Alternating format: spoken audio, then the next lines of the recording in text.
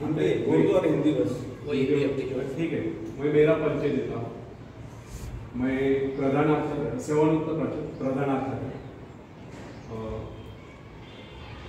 Government ITI में industrial training institute में प्रधानाचार्य था और बेसिकली मैं इलेक्ट्रिकल इंजीनियर हूँ। पहले मैंने कोयना जल विद्युत परियोजना पर 2 बरस के लिए इंजीनियर के हैसियत में काम किया। उसके बाद में 1 बरस चंद्रपुर थर्मल पावर स्टेशन में काम किया। उसके बाद मैं गवर्नमेंट टेक्निकल कॉलेज में लेक्चरर ज्वाइन किया। वहाँ 13 बरस लेक्चररशिप की।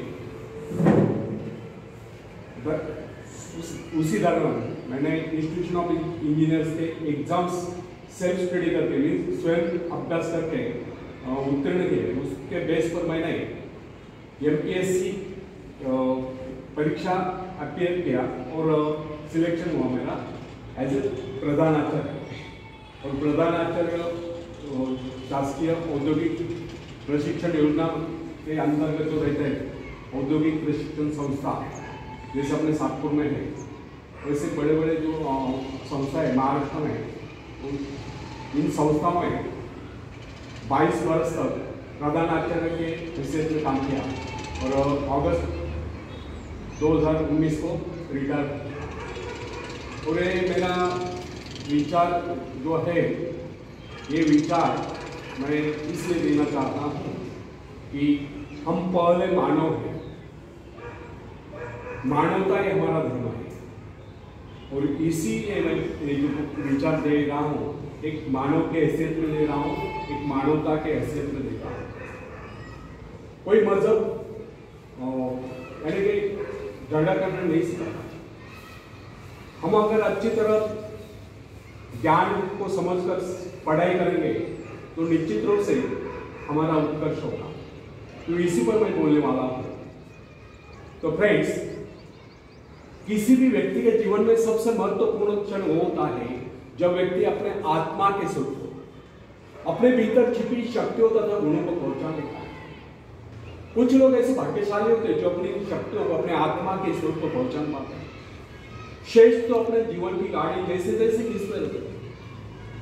इस संसार में सर्वाधिक कठिन कार्य कोई है तो वह है अपने आप को पहुंचाना, अपने भीतरी शक्तियों को जानना, अपने आत्मा के स्वरूप को जानना। एक बड़ी पुरानी कहावत है, जब परमात्मा ने, अल्लाह ने मनुष्य की रचना करके उसे जीवन यात्रा पर जाने का आदेश दिया, तो वहां देवदूत आकर मनुष्य को सांत्वना देने का, संतोष प्रदान करने का।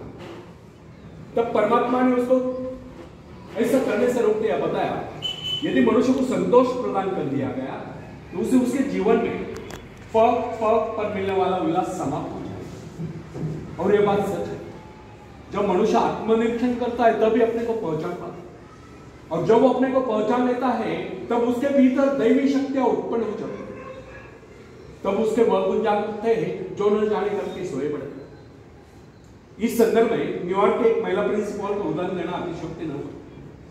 उसने अपने जीवन के अनुभव के संबंध में एक बात लिखी है, जब मुझे ऐसा लगा कि मुझे इस दुनिया में कोई महत्वपूर्ण कार्य करना है, तब मुझे एहसास हुआ कि मेरे भीतर भी एक मैं है जो काफी शक्तिशाली है। बस उस दिन से ये विद्यालय क्या, ये सारी धरती ही मेरे लिए कार्यक्षेत्र में। इस प्रकार अपने आत्मा के स्वरूप को पहचान कर एक अध्यापिका अपने जीवन के प्रत्येक क्षेत्र में महत्वपूर्ण हो गई। यह है आत्मशक्ति पहचाने का शब्द। फ्रेंड्स, सरल है अपने आप को पहचानना, यह बहुत ही कठिन कार्य है। किसी व्यक्ति को उसके भीतरी शक्तियों से परिचित करा देना या उसे उसके भीतर छिपे विशाल और गौरवशाली स्वरूप का ज्ञान करा देना सबसे महत्वपूर्ण बात है। जब कोई व्यक्ति अपनी वास्तविकता से रूबरू हो जाता है, अर्थात अपने आप को पहचान लेता है, अपने भीतर शक्तियों को पहचान लेता है, तब उसके भीतर ऐसा परिवर्तन आता है जिसे देखकर दुनिया चकित रह जाती है। प्रोफेसर विलियम जेम्स का कहना है कि प्रत्येक व्यक्ति के भीतर एक अद्भुत शक्ति छुपी होती है, ना जिसे कोई देख सकता है, ना जिसकी कोई कल्पना कर सकता है। अगर कोई ऐसा साधन निकला है जिसके द्वारा मनुष्य अपने आंतरिक शक्तियों की तस्वीर खींच ले, तो अपनी शक्तियों को देखकर चकित रह जाए। प्राय जब कोई व्यक्ति इस कार्य को पूरा करता है तो वो ये सोचकर चूक जाता है कि ये कार्य उसने किया है। लेकिन फ्रेंड्स, इसमें चौंकने जैसी कोई बात नहीं।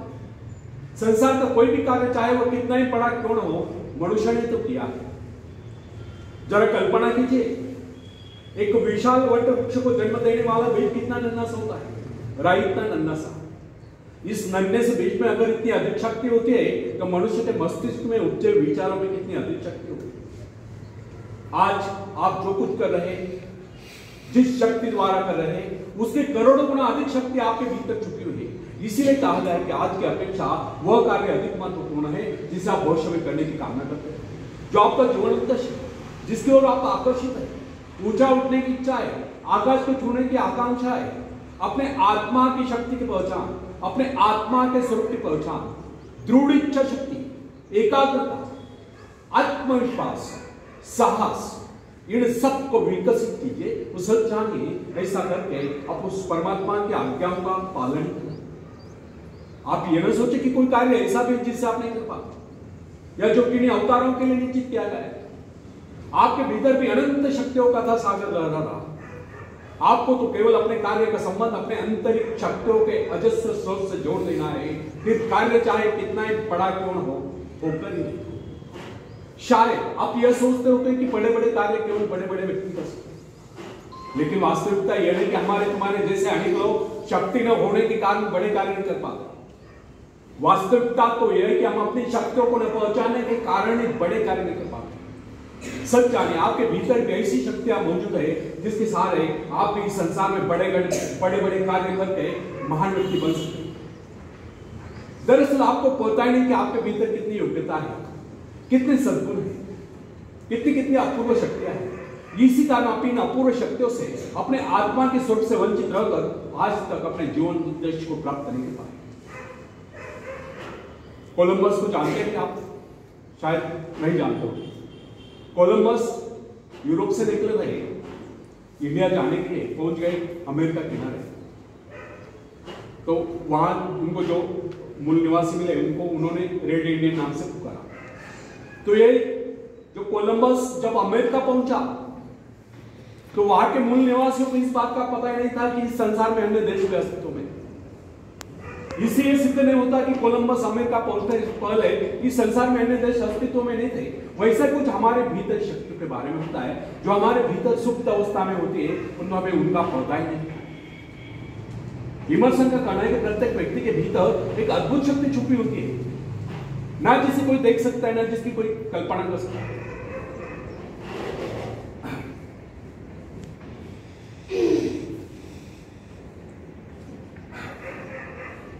कोलंबस का कहना है कि संसार में अधिकांश लोग अपने आप को असहाय और दुर्बल समझते हैं।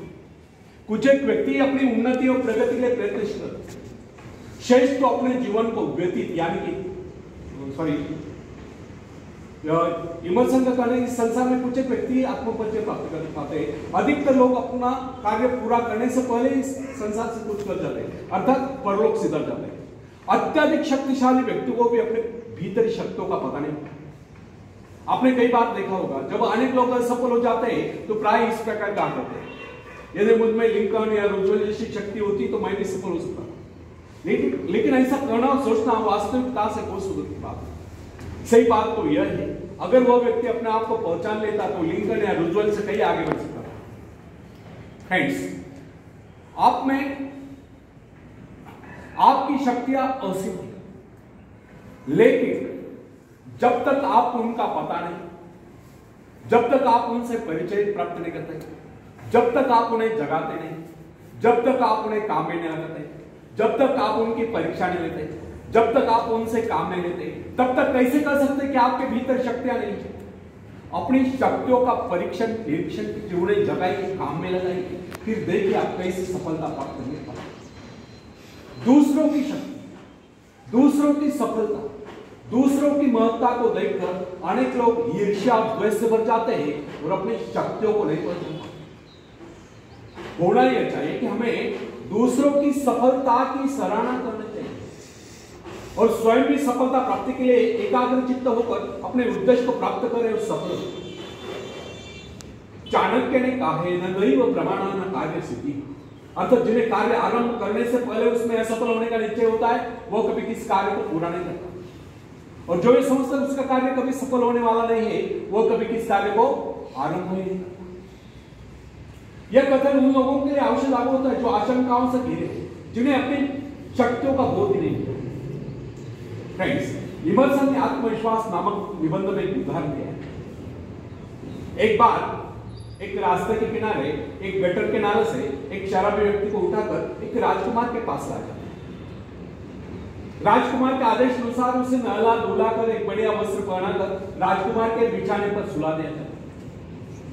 सुबह जब उसकी नींद खुलती है तो वहां के नौकर चाकर और कर्मचारी उसके साथ ऐसा पेश आता है मानो वही राजकुमार है। इसका परिणाम यही निकलता है कि वह शराबी व्यक्ति अपने आप को राजकुमार समझ लेता है। उसका व्यवहार भी राजकुमार के बाद ही शानदार होता है। इस उदाहरण से सिद्ध होता है कि मनुष्य भी अपने गौरवपूर्ण एवं शानदार स्वरूप को भूलकर उस शराबी के बाद ही बावला हुआ घूमता रहता है, और जब वो अपने वास्तविक स्वरूप को पहचान लेता है तो सफलताएं प्राप्त करता हुआ जीवन के उच्चतम शिखर पर पहुंच जाता है, या सफलता के उच्चतम शिखर पर पहुंच जाता है। फ्रेंड्स, इस संसार में अधिकांश लोग अपने आप को असह्य और दुर्बल समझते हैं। कुछ एक व्यक्ति अपनी उन्नति और प्रगति के लिए प्रयत्नशील रहते हैं, शेष तो अपने जीवन को व्यतीत ज्ञान के दुख की कष्टी करते रहते हैं। उनके सोचने का अंदाज और विचारधारा यही होती है कि बस किसी तरह से दिन गुजरता है, और उन्हें पूछने पर प्राय यही उत्तर सुनने को मिलता है कि बस दिन कट रहे हैं। और प्राय वे सच्ची तो बोल रहे होते हैं, वे केवल जीवन ही तो काट रहे होते, कुछ खाकर, कुछ पहनकर, कुछ नष्ट करके। वे कुछ बोने रहे, कुछ उगवाने, कुछ निर्माण नहीं करे, वे तो काट रहे हैं बचे हुए जीवन का शेष भाग।